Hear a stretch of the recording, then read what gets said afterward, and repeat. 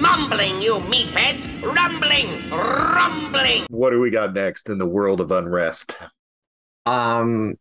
We have pets. We have what? We have pets. Pets?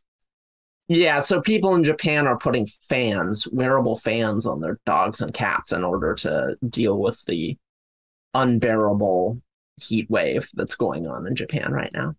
Yeah. I thought this was cute. I wonder how effective it is, though. It didn't look very effective, I gotta tell you. Yeah. It It seems looked like you like would need... more of an excuse to strap some tech to your pet. Yeah, it seems like you need some kind of like cooling, like an actual AC. If you just have a fan, I don't know how much that's gonna help. Like, yeah. You know, there's a lot to be said here for the environment, but I think the real message here is that people are stupid as all hell. So, yeah, my dog is hot. He was born in a sweater. I'm going to put another sweater on him with a fan on it. yeah, So that this square stays cool, but the rest of him is wearing a sweater, like in his little dog armpits and stuff. You know, it's like, I don't know. It's pretty stupid. People, God, we're stupid. We're a ridiculous people. We're a ridiculous species. yeah. And I think Japan and Korea sort of love the tech solutions for sort of tech's sake more than maybe even we do. So it had to happen in Japan. It was going to happen anywhere, but I did have I something don't know. very nerdy come to mind. Last night I was finishing up the new Green Lantern cartoon.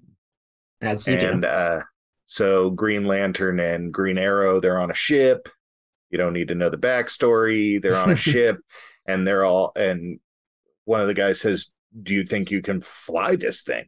And Green Arrow says, "Yeah, my buddy told me that the true test of any society's technology and how advanced it is ultimately just how intuitive it is." Mm-hmm. You know, and I thought, you know, that's really, really true, because here we are, we look at, so a lot of people in my age bracket, I know, knowing only me and Andrea in my age bracket, you think that we're all tech geniuses. Sure. But most of people in my age bracket are computer phobic, you know, and maybe they do a little bit on their phone, you know. I was trying to teach my mother. But you guys were in high school when the internet, you know, was starting out. Yeah. You know, you were not even that old, really, when it first got going.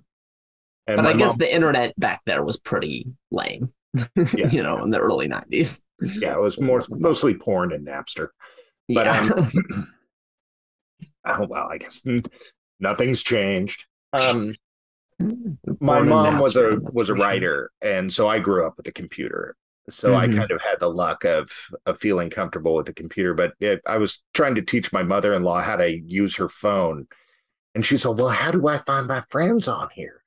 And I'll look around at the little pictures. What pictures do you see? Does anything look like it might help you find something? And she's all, "There's a magnifying glass." And I'm all, "Go ahead and hit that." And she, like, you know, I'm just all like, it's made intuitively now, you know, to the point where nobody should have these fears of technology. But I'm getting off the topic. I appreciate what you're doing to your little dogs. You should probably work on that, because they're cooking, man. You just put a sweater on something that was born in a sweater. Give it a break. Shave it. Shave the thing. You know? Yeah.